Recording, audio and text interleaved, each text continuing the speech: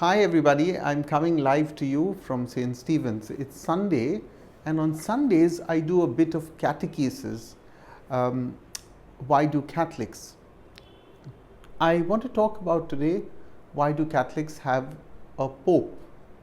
Now, today's video is about why we as Catholics have a Pope or our Holy Father. If you've been following my daily reflections or the daily Mass readings in general, we have had a very interesting first reading last Wednesday. It was taken, if you remember, from the book of Ezekiel. And God was rebuking the shepherds of Israel, that is, the civil and spiritual leaders of the people of God.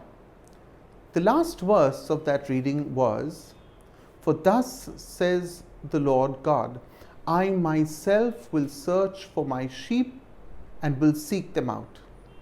As Christians, we know that this promise is fulfilled in Jesus, who is the Good Shepherd. But we can also ask the question that since Jesus ascended into heaven, where is the Good Shepherd? What happened of God's promise of searching for his sheep? Jesus knew he was going to ascend to the Father, and that's why he appointed the apostles to continue his mission, and especially asked Peter to feed his lambs and tend his sheep. Peter is the one entrusted with the mission of the Good Shepherd, and the successor of Peter is still continuing that mission today. The Pope is the Vicar of Christ, the visible head of the Church on earth. God is our Father, and Jesus is the image of the Father, and the Pope is the Vicar of Christ, and that's why he is our spiritual Father. That's why we call him Holy Father, or simply Papa in Italian, from which we get the English word Pope. That being said, there's no guarantee that all popes will be great or even good. We've had terrible priests and bishops in the history of the church, and yes, for people like me who teach church history, I teach about terrible popes. But the church still stands after 2000 years, not because it's the church of the Pope, but because she is the church of God, and the gates of hell have not prevailed against her. I want to conclude by talking a little bit about Pope Francis. We all know that when a pope is elected, he takes a new name, that is, a papal name. This name is taken to signify the character the Pope wants to embody and the direction he wants to lead the church. In the case of St. Francis of Assisi, who had a burning love for the poor, and Pope Francis is the first Pope to ever take a name after St. Francis.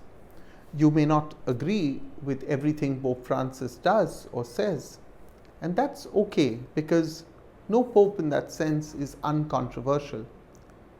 But I think we can all agree our Holy Father is guiding our attention to those who have been deprived or wronged, and is leading us by example to become a church that serves.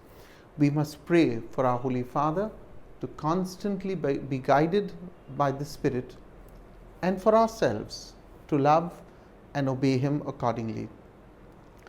I know that some of you, just want to say on a very personal note, some of you have been very concerned about my health. I am normally using a prosthetic to keep my cheek up so that I can speak fluently, but on some days I struggle, and I understand your concern for me. Thank you for your prayers. I just want to place on record a mistake that we made. We didn't acknowledge our donor to the Love, Joy, Hope Foundation on the 17th of August. The breakfast and lunch was arranged by Ai and Dada as Arya Nayak celebrated his birthday on the 17th of August. I want to thank all of you for your prayers, for your support for the Love, Joy, Hope Foundation. As you know, I just got back from Goa 2 days ago, and the children are doing extremely well.